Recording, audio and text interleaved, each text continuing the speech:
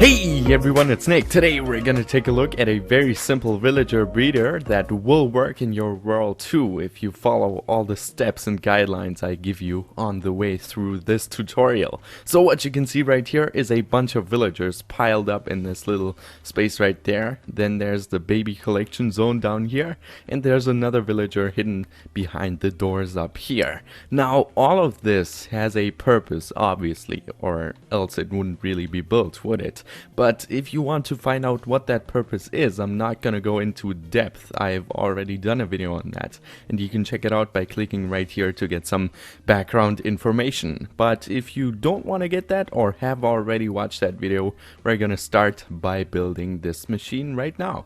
So what we need is some cobblestone walls, and we're gonna go up 3 blocks, and then on the 3rd block we're gonna place our first cobblestone wall. Then we're gonna branch out like this, and we are going to go 1 block up with our cobblestone wall. Might be easier to place it right in the middle and then branch out like this. Doesn't really matter as long as you get this shape, and then go up 1 more block with the cobblestone wall, so you have something that looks like this. And this is going to be our villager holding zone. If you go inside, you can see that you cannot drop out of any of the sides, which is exactly what the villagers will try to do, but they cannot go out. And the reason we have this here is because the baby villagers are smaller than the adult ones, and they will fit through these blocks, and by pushing around each other, because there are such a large amount of villagers, they will push the babies out of these spots right here, and they will end up right down there. And to increase that effect, we also have a fence post there, and we're gonna get into that in just a moment. But first, we're gonna place some glass. You can place any block you want right here, or here, or here, or here, but I like to use neon glass because it has this really modern futuristic look, and I think it just looks really cool with the villagers inside. But you might as well use whatever, like wood or something, but it's not gonna look that spectacular. And you're gonna place it right here so that no food that the villagers throw around gets thrown on the ground and lost, so everything stays in there. And now what we can do is go right onto one of these glass blocks, or whatever type of block you decided to use, and go into the corner and then drop down on the block that's right here. And then we're gonna go do the same thing here. So just drop down and place 2 blocks like this. This is gonna be our collection zone. And then we're gonna fill up this space right here, and as you can see, there's 3 blocks in between, so there's gotta be 3 right here as well. And we can just place them like this. 3 here and another 3 right here, and then we can fill in the corners, which you wouldn't have to, but it just adds to the design a little bit.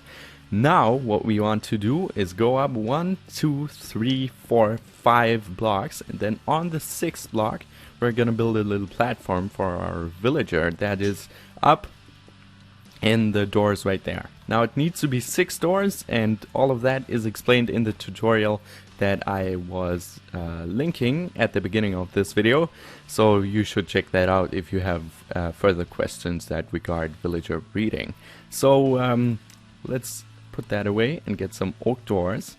Can also be any type of door you want, and place them like this. And now before you do that, it might be better to place the villager right here, and I would do that with a minecart. You can also get him there in some other way by pushing him around, but that's going to be very tedious, and just by placing him in a minecart you should be able to get him there. Take some tries and maybe he's gonna fall off, but just push him on a rail and then place a minecart, and then he should be inside. Now be careful not to push him off the edge.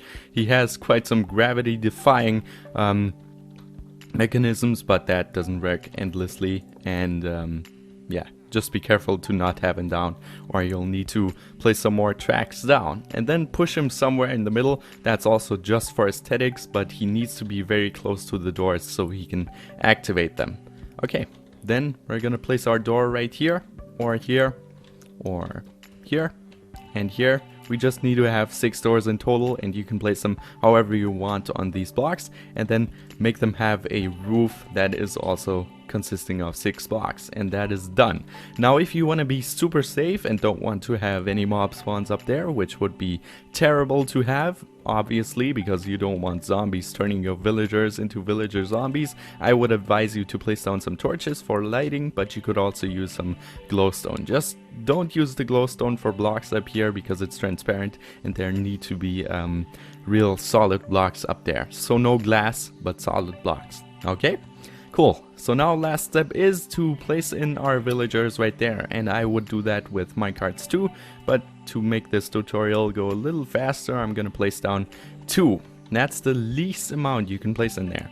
And to make your machine quicker, I would advise you to place at least 4 or maybe 8. But what you can also do is block off this machine and not have any villagers spill out at the sides, and then just replacing this block with a solid block like that first, so that the villagers pile up in there. So now last thing you need to do is place down some water on top of this block, so you have them floating around, and then you replace that water with a fence like that, and then the villagers are standing on top of that fence, and that just acts as a separator so the baby villagers can slide out even easier. And then you need to give them food to make them willing to breed. Either use carrots, potatoes or beetroots, or bread. They need 12 carrots or 12 beetroots or 12 potatoes to breed, or 3 bread. So using bread equals 9 wheat, so that's the most efficient you're gonna get. So give them bread and you should be good, and make sure to throw it in the center because then it's not going to fall down just like I did. So just face the center and then give them a stack of bread, and that should keep them going for quite some time. Now you will have to wait a little bit for this to work, because the villagers first need to know that this is a valid village and that they are willing to breed, and they need to divide that bread first or share it, and then they will start breeding, just like you can see here. I would advise you not to place this machine next to your base if it has a lot of wooden doors, because that might disturb the village mechanism, so to say. It's gonna think there's a lot more villages around than there should be, and that's not gonna be good. So place it somewhere where you don't have a lot of wooden doors or other villagers roaming around within a horizontal line of this villager. So don't have any villagers there, or there, but below is fine. Okay, watch the other video as I said, and if you have any more questions, please don't hesitate to ask in the comments below. This was Minecraft version 1.10.2, and it should also work in versions above that. Alright, thank you very much for watching, and we'll see us next time. Subscribe for more.